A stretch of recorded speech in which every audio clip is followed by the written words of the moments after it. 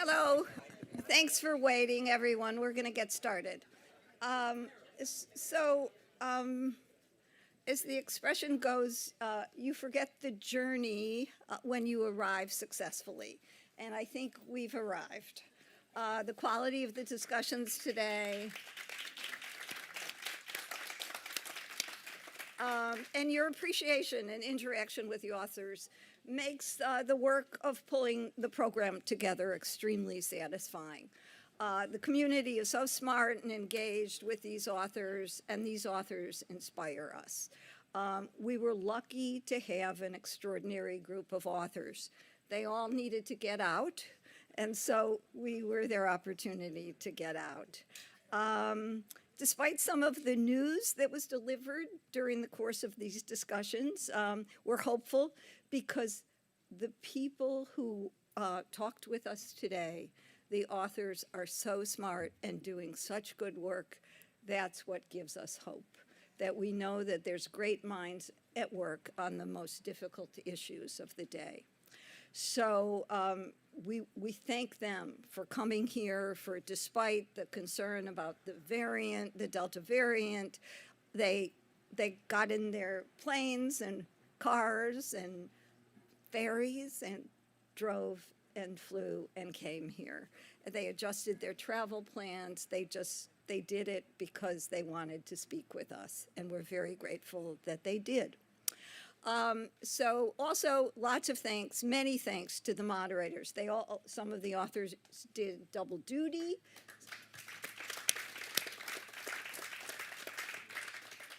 The moderators alone could do a festival.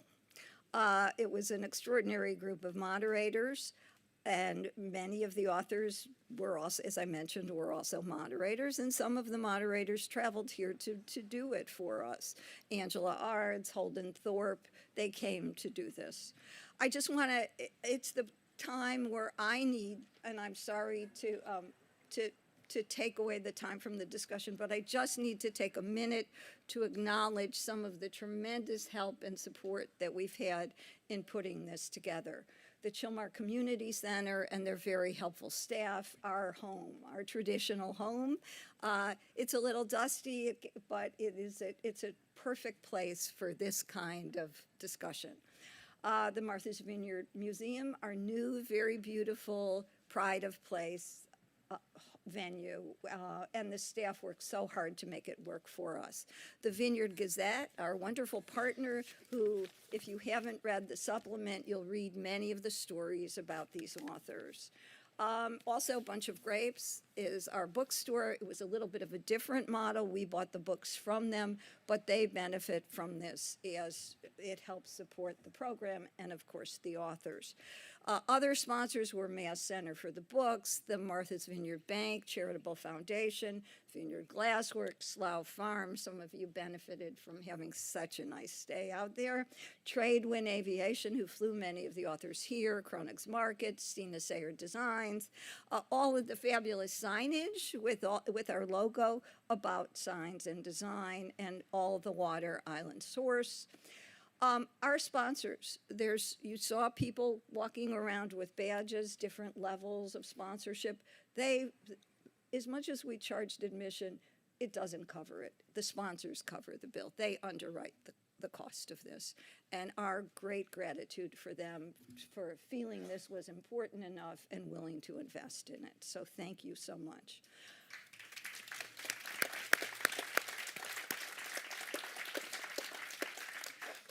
And all of the people who opened up their homes to the authors. In a time of COVID, it's not the first thing that comes to mind that you're going to have a lot of strangers stay in your house. But we figured out a way to make it safe, and we're very grateful. It makes the model work because it's very hard, especially this weekend, to find hotel accommodations. I want to thank particular thanks to people who went above and beyond, the Weinstock family, Susan Rappaport, and Sylvia Cohn, although they did extra special things for us. And then, most importantly, there's a team of volunteers and staff that make this happen. I stand up here and talk, but it's behind the scenes. There's people who work night and day to make this possible. Valerie Rosenberg, who's over there.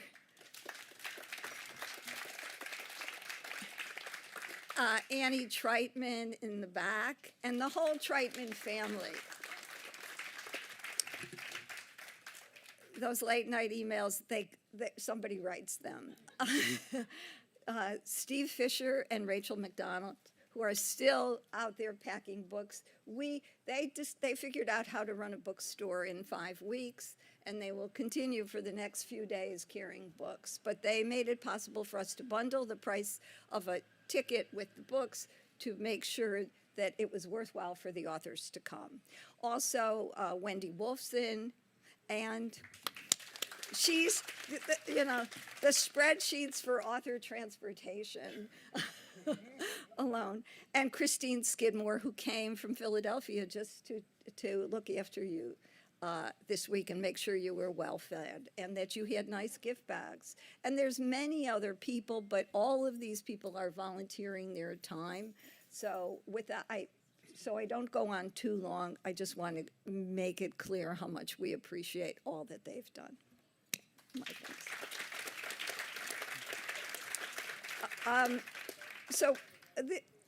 I just want to take a minute because why not? I think putting in perspective what's happened over the last 3 days, the Vineyard Gazette wrote a lovely piece, that Bill Effel wrote a lovely opening in the supplement that came out about the book festival. And he wrote this, and I think that it creates a lovely segue into this panel. One of the many lessons the pandemic revealed is a reminder of how important books are, as they help us dig deeper than the headlines and partisan slogans. Reading, as the old saying goes, is fundamental. It is solace, it is learning, it is walking in another's shoes, one word at a time. It builds knowledge, empathy, connection, and the simple yet essential ability to sit still with oneself and the characters, real or imagined, created by the writer. This weekend adds the next layer, to look up from the page and hear about the hard work, the revelations, the wrong turns, and the right turns the authors experience as they follow the stories they were called to write. It's a gift reminding us that book festivals are fundamental too. So with all the synergies of the authors, we thought it was important to have the opportunity for a subset of the authors to sit together and talk about the future. And with that, I'll turn it over to Tyson Evans, who's a senior editor and director of strategy at the New York Times. He'll moderate the panel. That includes Danielle Dreilinger, John Judis, Simon Winchester, Luke Menand, and Brandon Taylor. Thank you so much.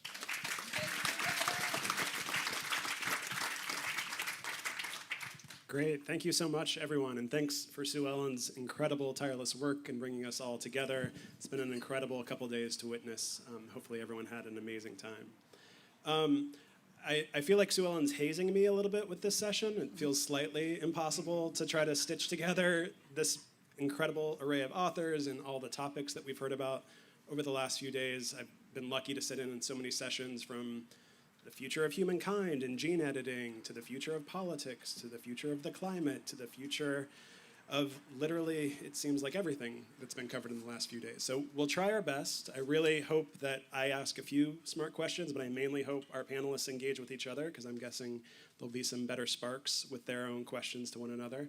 And we'll definitely leave time for your questions and your own provocations. I also joke that I'm mainly surrounded by incredibly smart historians here, and I'm kind of forcing them to contort themselves into futurists, probably uncomfortably so. So we'll the title was Considering the Future. We'll go heavy on the considering, light on the future. And thank you to Brandon, who joined last minute and got roped in to join us, hopefully with some more fictional imagination of the future. All right, so I want to start, we've all been locked inside for the last 2 years. I want to consider some of the things that were maybe a little bit more invisible at the beginning of this pandemic that have maybe become a little bit more visible and through a couple different lenses. And Danielle, we were just starting to talk about this the other day. Let's start easy. Let's start just in our own homes. Because our own homes are so easy. But they're not. But they're not. So thank you, everybody, and thank you for sticking around. And I actually get to go first, not because this is a brilliant thematic decision, but because I have to leave. So I think it's, it is interesting to talk about the future. First of all, I'm in the process of moving away from New Orleans to North Carolina in a fairly large part because of the climate crisis, and I don't know that New Orleans is going to be there in 30 years. And if you can't live someplace the rest of your life, you do sooner or later have to move. I also feel like the need to call out that we have a panel, a group of people here that is 5/6 white, talking about the future of a global population that is minority white, and most of whom are, 40 and above. But, on behalf of the 50% or so of the population that's women, I do think when I think of the future and I think of home economics in the home, I finished my book in July of last year. And one thing that I have hope, I tend to have hope for the future, maybe because I'm a cockeyed optimist, maybe because civil rights leaders were shot at and they still had optimism, maybe because I get to interview 12-year-olds a lot. But I have been really struck by how much invisible labor of the home has come to the surface and finally become visible through the pandemic. And women bore the brunt of this. And I write at the end of my book, I was just so struck by the time spent taking care of your own children, of your own parents, of your own home, is not factored into the economy. It's not wage paying. It's only wage paying if you pay somebody else to do it. And it's so crucial. And when the pandemic lockdowns began, all of these corporations and companies just figured that people could take care of their families and continue to work full time while schools were closed. It's as if it's like always the week and the second week after school ends for a year plus. And who does it serve when that work is invisible? I am really hoping that we will see finally changes in how we recognize and value the work of the home. That maybe we will finally come to a place where we can't have all sorts of well-meaning men saying, "Oh, well, I never learned how to do that," or, "But my wife really loves to cook." And we as a society need children. We need there to be more society after us. I don't have children. I don't know how I would have finished my book if I had.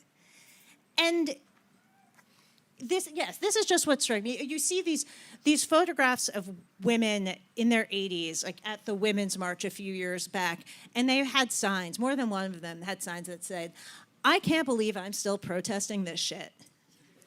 And I feel the same way about the work of the home. I came across a home economist article from 1951 that she wrote for the military, talking about the need to have daycare so that people could choose to work. Or alternatively, the need to properly subsidize being at home. Homeschooling. Gosh, you have to be able to afford to do that. So, I'm just tired of this being women's work. I'm really tired of it being women's work. I'm seeing a lot of nods, largely from women who are also tired of it being women's work. And even things like in the textbooks of the home ec textbooks of the 50s of oh, he can help make dinner once a week. Right, with the menu that the wife planned and shopped for and made sure the kitchen was clean for. But my hope on this one is when I interviewed 12-year-olds who were taking home economics classes, I said to the boys, this used to be something only girls did. And they said, "That's ridiculous. That makes no sense. Everyone needs to know how to do this stuff." Duh, you stupid adults. So yeah, we the adults are stupid. And I hope that we listen to the 12-year-olds. And on that note, I'm going to pull a Linda Richmond and say, talk amongst yourselves. Thank you very much. Danielle, thank you. I hope you have a safe flight, and we can't wait to see you at the next festival, I hope. All right, so let's take one step out of the house, maybe to the land that surrounds the house, and I'll rope in Simon a little bit to start considering what was invisible that's become more visible. I feel like there's this, I feel like your book was right on the precipice of the pandemic in many ways, and the cross currents that have unraveled, since then, the kind of rush for ownership and the real estate boom, of the last 2 years, the kind of widening disparities around that ownership, the questions of, it feels like I'm reading story about the corporatization of land ownership and housing right now. Like, what are you starting to see emerge as we come out of the pandemic, as it reflects the kind of way we carve up the land around us? And it feels like you were pointing to some, potential things on the horizon, the potential for, what reparations for land might unlock. And what do you see kind of on the horizon, literally, I guess, and metaphorically? Can I talk about something completely different? Of course. I mean, simply because I've been talking a lot about land, and I feel that I'm not bored about it, obviously. I can continue talking about land till the cows come home, but it seems to me that we're going to address questions of the future, and that is the premise, is it not? It is. That it would be irresponsible not to address the elephant in the room, which is China. And I hope I'm not treading on anybody else who was planning to talk about China. But, sorry, somebody was planning to talk about China? No. Right. I mean, I read a book some years ago about a remarkable scholar called Joseph Needham, called The Man Who Loved China. And I've lived in Hong Kong for a long time. And in this discussion about China and the future, because China, without a doubt in my mind, is going to dominate the world in all ways we can imagine from this point onwards for the next century or so. But I don't mean by that the Chinese Communist Party. And I think that's a distinction that has to be made. China, in some form or another, a country which, after all, has given us almost everything that we think of as having been created by the West. I mean, Bacon said, I think, the three most significant inventions in modern civilization were the compass, the printing press, and gunpowder. And compass, we thought, was invented by an Arabian civilization, the printing press by Gutenberg or Caxton, and gunpowder possibly by the Chinese, but only for trivial things like fireworks. In fact, all three of those things were invented long beforehand by China, as was the wheelbarrow, as was vaccination, as was the fan. I mean, I could go on and on and on. Hundreds upon hundreds of things that we think are Western creations were Chinese creations. And sure, there was a period from about 1700 in our calendar onwards for about 300 years where, for all sorts of internal reasons, the Chinese didn't invent very much. But now, ever since Deng Xiaoping said to be rich is glorious, the brakes are off, and now they are the biggest creators of patents in the world, overtaking both Japan and the United States. They're inventing things. There's money going into the crucially important departments of Chinese universities, departments of physics, chemistry, everything to do with computers and so forth.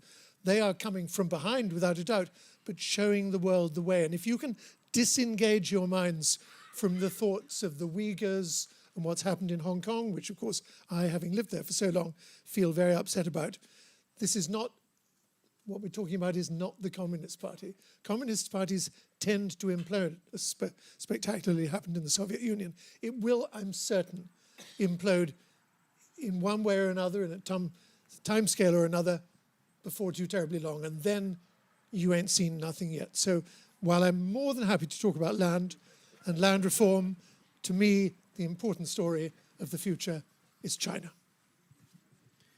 And so I feel like the natural follow-up then is, what then for us? I mean, what does that lead you to for our politics, our education?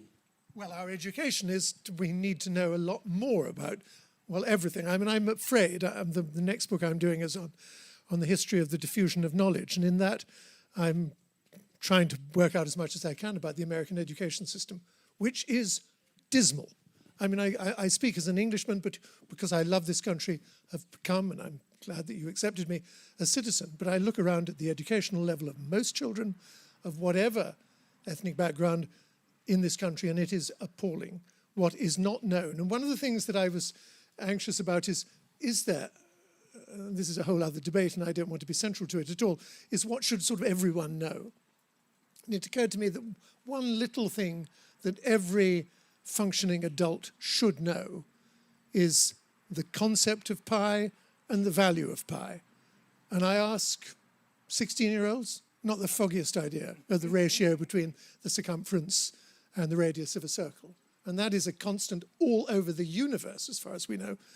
It's got to be known. The fact that there are such lacunae in education, I dare say no one will know much about China. Very little about an awful lot of other things relating to geography. Geography is not taught in American schools, except under the umbrella of social studies. So these kind of things need to be addressed. America, still the leading power in the world, but not for much longer, needs to teach its students and teach them well. End of homily. I'm sad Danielle left because I wanted to spend a little time on education because I think there's so many different strands to unravel, starting potentially with that. But I was maybe going to rope in Brandon, who I just learned switched from a PhD program in biochemistry to a PhD program in creative writing. So I feel like you've probably got the closest potential proximity to seeing some of these issues play out on campuses right now. And I'm kind of curious what you feel like the path ahead for at least higher education is right now in terms of is it as much of a crisis as we just heard? Yeah, it's bleak out there, y'all. And I guess maybe you turned to me because I've been in school for so long. I started school when I was 4 years old, and I think I finished 2 years ago when I was 30. So I've been in school a long time.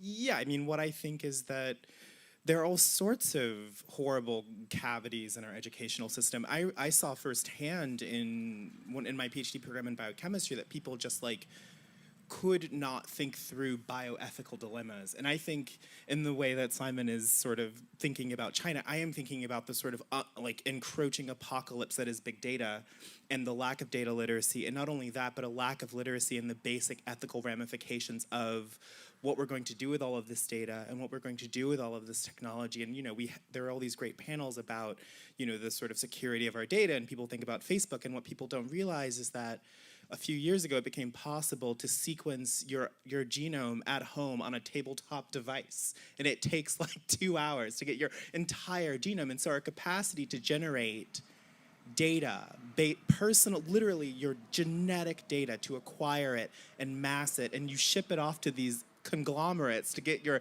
23andMe. And what's happening is that they're selling that data to make drugs, to make new technologies and therapeutic treatments. And that sounds great, but if you don't stop to ask yourself, well, who has access to that data and what are they using it for? And what about all of the things that I don't think as being great things? And so when I would have these conversations with my classmates, they'd be like, but nobody would do anything bad, right? Nobody would do anything horrible, right? I entered graduate school the year they discovered CRISPR, which is this great technology to sort of make these site-directed, specific targeted mutations in the genome. And we suddenly had to have all these assignments where they're say that you were using CRISPR to cure some cystic fibrosis. Would you do it? And everybody in the room would be like, well, yeah, totally. Why would you not, obliterate cystic fibrosis? And I'd be like, well, yeah, but you have to acknowledge that there are people, that these therapies, there are ethical things on the line. There are ethical considerations of you are making potential alterations to human embryos. You are acting upon future humans, perhaps, and they have no agency in that decision. And so people would often push back and call me a squishy liberal in biochemistry because I'm but what about the black people? What about poor people? Who's in the room when we're having these complicated conversations about the future of humankind?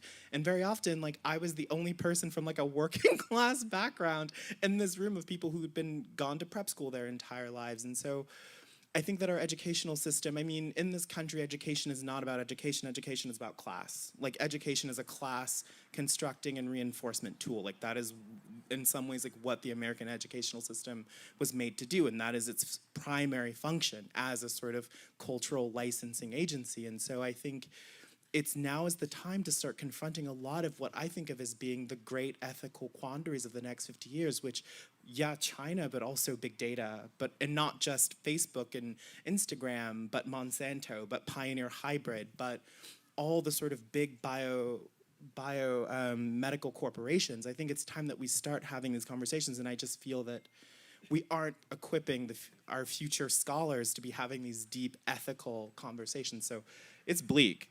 It's real bleak. It's so bleak. But there's hope. Maybe I'm here. So.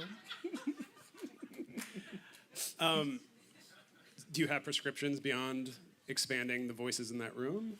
Well, I think it looks like getting more the ever sort of liberal, catchphrase of diversity and equity, and like get more people into that room. But I think also asking better questions, holding power to account. I mean, it looks like, I think at the end of the day, the solution is always kind of the same. It's like hold systems to account, like ask better questions of power, ask better questions about what the future will look like, and giving more people a say in our sort of shared human future, sort of redistributing the power. But I think a real sort of one tangible thing that they can do is just teach bioethics. I think bioethics has to become a part of our curriculum, the way that we train and educate scientists and scholars and citizens in this country, because it is, it used to be no one had to be a bioethicist, but today everybody needs to be a bioethicist, I think.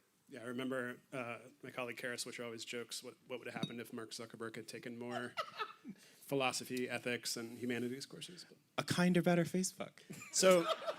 So obviously one of the bottlenecks for, I think, both what Simon was pointing to and what we heard from Brandon is this like kind of stalemate, potentially, this kind of stagnation of our kind of maybe inability to adapt, our inability to address kind of potentially deep and systemic challenges. And I want to turn a little bit to John about, obviously politics is one path out of this, to think about what is policy and what do our leaders see as a path out. But I also think, you were starting to speak about what you feel like the pandemic has wrought in terms of the politics and just our capability of getting traction to start addressing some of these larger issues. And I'm curious what you see.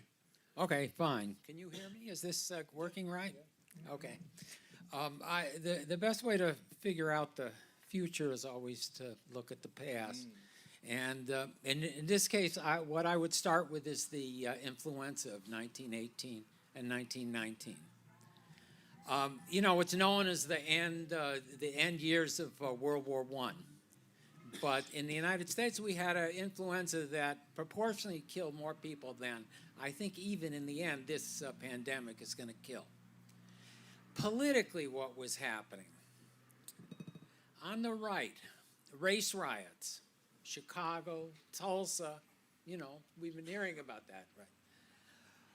Ku Klux Klan revives in 1919 in Indiana. So, tremendous ferment on the right. On the left, the split in the Socialist Party, the beginning of a Communist Party, USA, fueled by all these fantasies from the Russian Revolution that a revolution is going to break out here. A huge strike wave, general strike in Seattle, that ends up really crippling the labor movement in the end. I mean, a lot of the strikes just lose, and it becomes a prelude to the 1920s. So, again, tremendous ferment on the right, tremendous ferment on the left. Now, again, if you think about this last year of the pandemic, 2020, of course, Trump, stop the steal. People with guns going at the Capitol in Lansing, wanting to kidnap the governor. Real crazy shit, right? Left wing protests against Floyd, Louisville, right? Kenosha. But they began to degenerate into looting. Seattle, Portland. Again, massive kind of disarray that ends up really discrediting a lot of the left and what it stood for. So both cases you have in this era when there was pandemics and influenza, tremendous ferment on the extremes.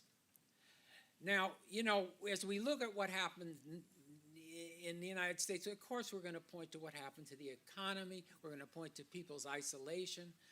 But, you know, I would contend here, and don't ask me to prove this, that what happens with pandemics, what happens with influenza, and you can find this in other periods of history, is the fear of death becomes paramount in people's minds, and it makes them crazy. And we've had a really, really crazy year and a half in America. The question I have in terms of the future is it going to last? You know, if we have Delta, Epsilon, Gamma, if we're on to, you know, God knows what in Lambda, you know, in a few years, I mean, the country is really doomed. But, you know, we can see on the horizon now in the infrastructure bill and the cooperation between Republicans and Democrats in this competitiveness bill, you know, maybe a break in the clouds and a possibility that our politics won't be as deeply polarized and really making it impossible for us to deal, for instance, with U.S.-China, with deindustrialization of all these different parts of America. I mean, there are all these issues that are on the table now. Health care. Is the cloud lifting?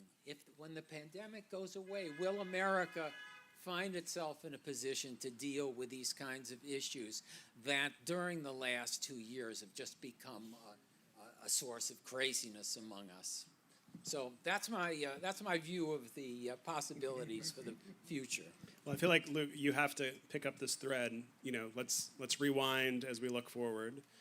You know, I'm struck a little bit what feels maybe like a paradox that, you know, as your book points out, the kind of intersections between art and science and culture and politics 100 years ago or less was, you know, just ramping up. And now it feels like it's faster than ever, right? Information's moving faster than ever.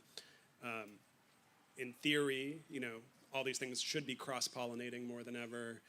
But at the same time, it also feels like we're in this kind of era of some repetition and some stalemating and maybe too much frozen progress on, you know, our politics, our culture, our science.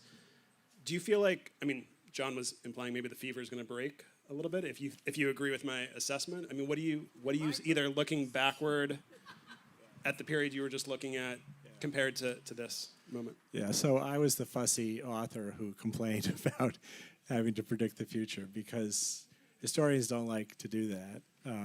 We try to predict the present, which is hard enough. And when you try to line up the dots of the past to explain how we ended up where we are, you just realize how difficult it is to foresee anything. So I did complain to our moderator. About Rightfully this. so. Yeah, no, it's okay. Other people are good at it. I'm not good at it.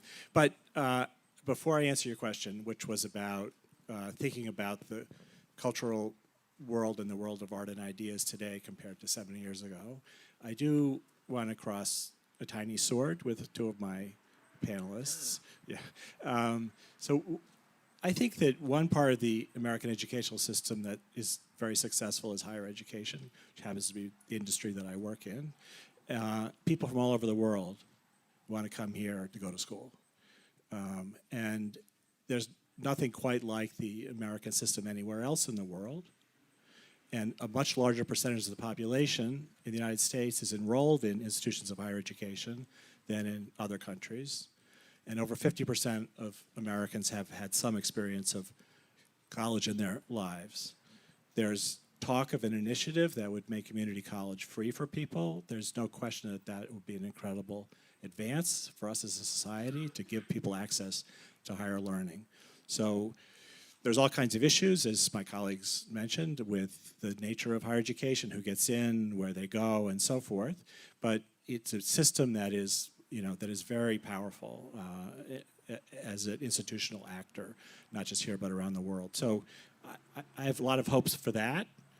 The area in higher education that has suffered has, of course, been the public sector, which is where most people who go to college, and public university or college. It suffers from funding deficits, particularly in red states, and you know that's a constant issue. It has been for quite a while. But in general, I think the system is doing well.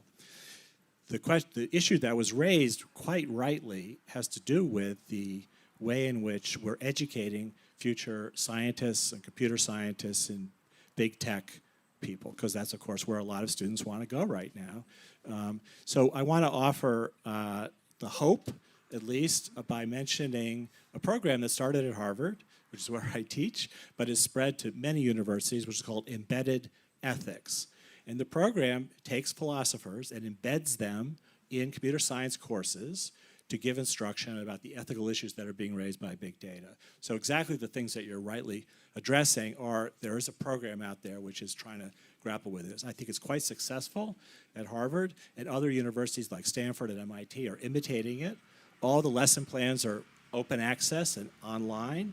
I think that's a step in the right direction. But you're right, this is a big question that we face as a society, and universities have to do their part in that. So to answer your question, so when I finished this book on the Cold War period that covers the period between 1945 and around 1965, when Biden was elected, and the book was going into press, and I felt what John's describing, which is, I feel we're on a knife edge kind of, John, where you could almost imagine it could go either way. But one of the ways is that we would think, let's take a breath and kind of reinvent what we think the public sector ought to be doing in this country and what we think government programs ought to be doing. They ought to be helping people. Back in the 60s, that's what they thought they were for. Now, the pie was growing in the 60s. It was much easier to pass these programs like Medicare and Medicaid and so on, but that's what government's for. So I feel optimism that I share with John, who I think is generally a pessimistic guy, about the infrastructure bill and about the possibility that people will realize, oh, this is actually a good thing that government has done. It's also possible, of course, that we'll fall off the other side of the knife and we'll go back into the darkness of the last 5 years. So I can't predict with certainty but which way it will go. But I felt a little bit that in 1945 people felt this way too, because they felt that we've come out of a Great Depression that lasted 10 years and a World War that lasted 6. We can start all over. I mentioned in my tent earlier that the Germans called 1945 zero hour. Now, they had a lot of reasons to want to forget what had happened before 1945, but I think the whole world kind of wanted to put all that behind them. And that's a moment when you can reimagine art, you can reimagine thought, you can reimagine politics. Those are exciting moments to live in. So a hopeful thought would be we're heading in that direction. I want to invite people to come up with questions or their own predictions, if anyone's so bold. And as we get those queued up, I also want to think about, maybe building off this. What prescriptions, if any, do you all have? Or emerging ideas or emerging policies, emerging phenomenon that you're paying attention to right now? Well, I suppose an area that interests me very much, and this plays somewhat into what Luke was saying. I mean, I enormous respect for higher education in this country. What I was talking about was middle school and high school education. That's where it seems to me the big want is, which plays into what I am interested in for this book I'm working on at the moment, which is on the history of the dissemination of knowledge. And the idea now, not an original idea at all, is that because all sorts of knowledge is now available at the touch of a button. I mean, all of your biographies, I was able to look at 5 minutes before meeting you.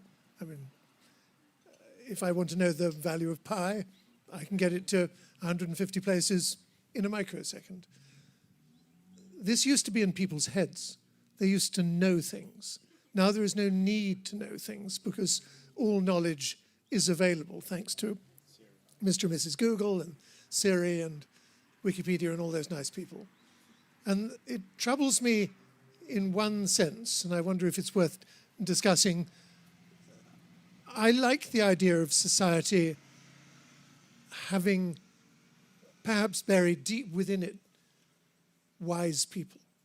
I think there should be wiseacres who know a lot, who are probably old, and who can guide aspects of society as has been done for generations.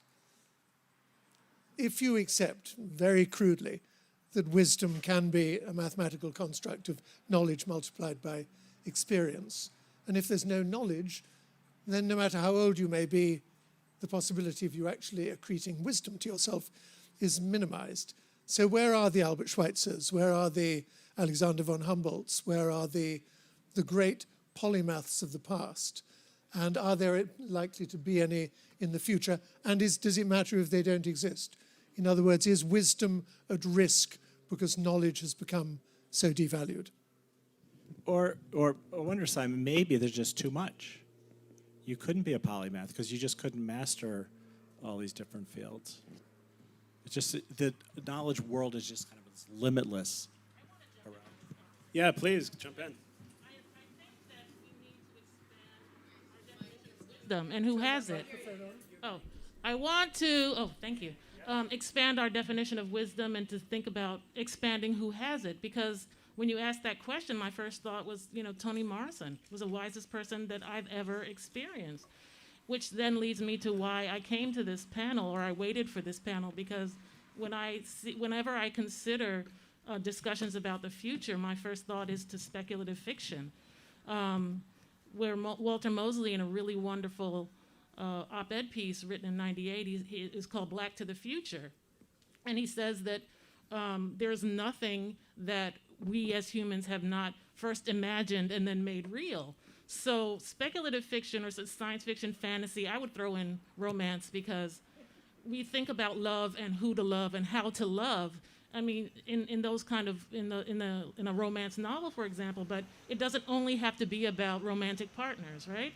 Loving broadly, loving widely, loving, exponentially is something that fiction can do. So I want, I guess, to throw it out to the panel to consider about what happens if we expand what we imagine, and then what happens from that expansive kind of imagining. That was beautiful. Brandon, I feel like that was teed up for you to tell us what we should be imagining. Well, I mean, I feel like it was teed up because everyone was joking. Like, you're the fiction guy. You're going to talk about speculative fiction. I was anointed earlier today. I mean, I do think that fiction and the imaginative capacity of literature does play a big role in the future, because it's very difficult, I think, sometimes to imagine yourself into a future if you don't perceive that you have a place in it. And I think that one of the things that is very exciting about this moment is that it feels that, I wouldn't say that it feels to me that knowledge is devalued so much as that it is democratized. And a lot of things have become democratized in a way that I think our country gave a lot of lip service to for decades and centuries without actually sort of like living. And so one thing that's really exciting for me about the future and to thinking about loving exponentially and imagining oneself into the future is the George Floyd uprisings of last year, where it felt like, for the first time, at least in my life, it felt like people were listening to Black people, like actually listening and taking action. And it felt like this country was living an ethic that it had always said that it had. And suddenly I had this idea like, oh, like Black people might be okay someday, And like that was a thought that I'd never had before, in the same way that like when Obama became president, it felt like my entire life everyone would say, oh, you're gonna be a president, you're so well spoken. And I'm like, Black people can't be president, like as an 8-year-old kid saying that to grown-ups. And then when Obama becomes president, suddenly it unlocks this whole sort of swathe in the imagination and in the cultural imagination. And I think that one thing that feels really powerful to me in this moment is that it does feel like it's possible to be optimistic about the future in a way that would have felt truly like it still feels a little silly, but it doesn't feel like the fool's errand it was even 18 months ago. So I think that there are ways in which it feels like as a country we are loving and we're listening more deeply, and that is opening up something in the imaginative space in this country and allowing us to be who we've always said that we are and that we never quite lived up to. But yeah, I mean, I think that all of that feels, that's my note of optimism, I guess.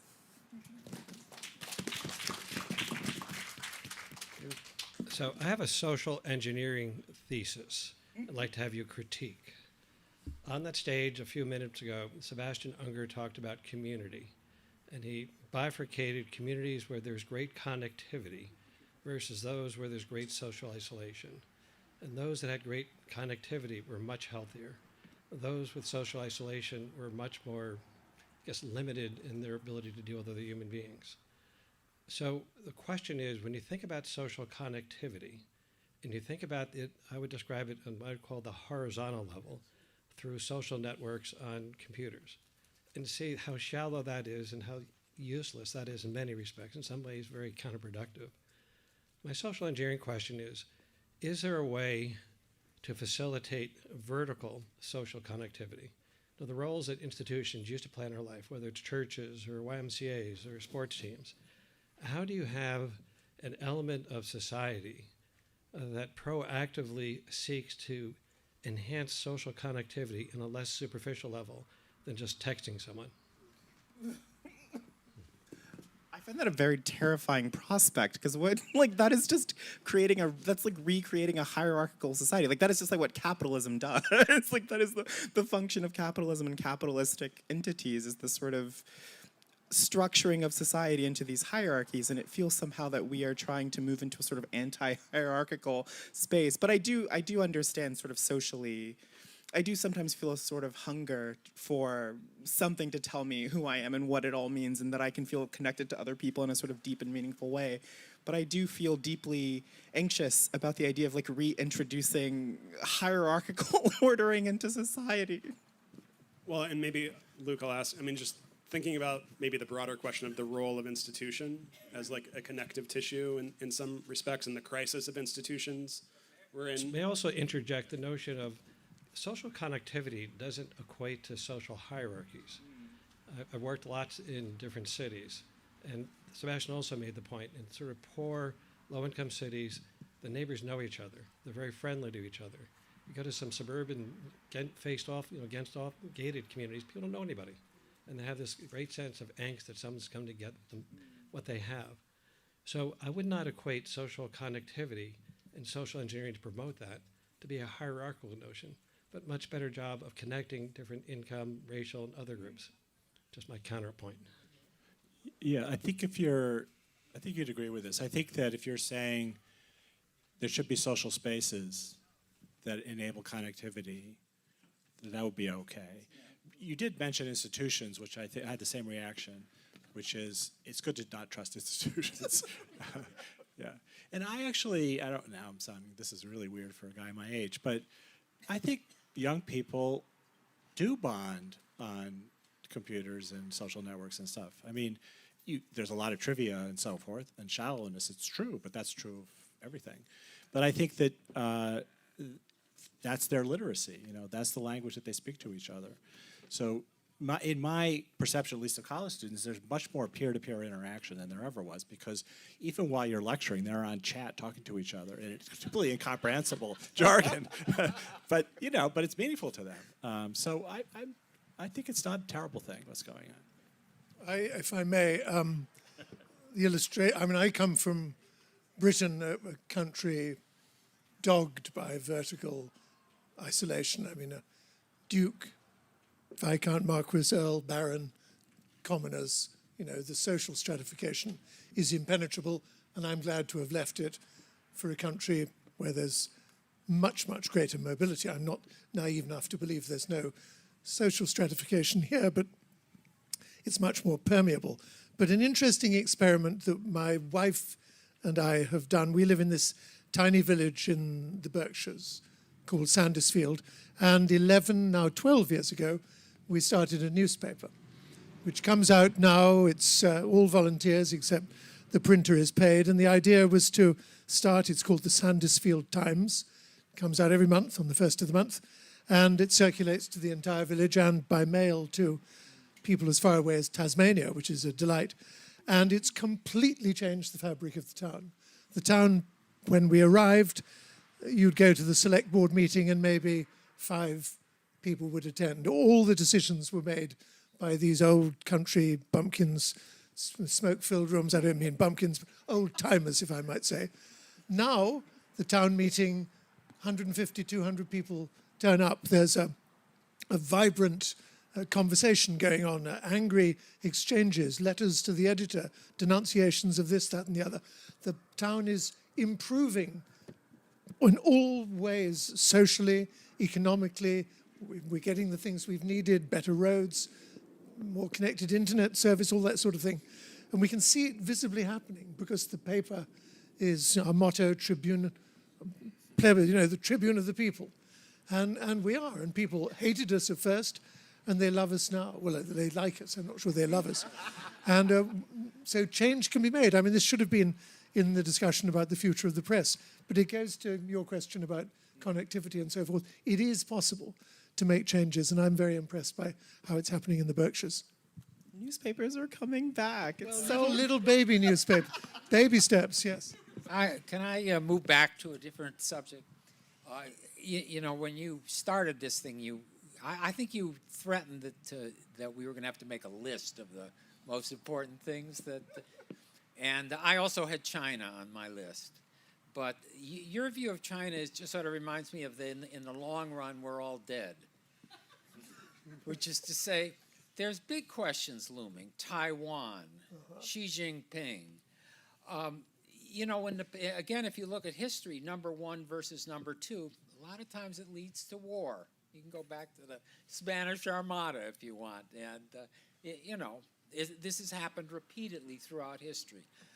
Trade routes, scarcity of certain minerals, rare minerals. Again, so we have, I think we have a real conflict on our hands, and we have to take it seriously. And, one of the things about Trump is that he was a kind of strange early warning signal of these things that were bothering the country and bothering the world, but, they come out in a bigoted, crazy way.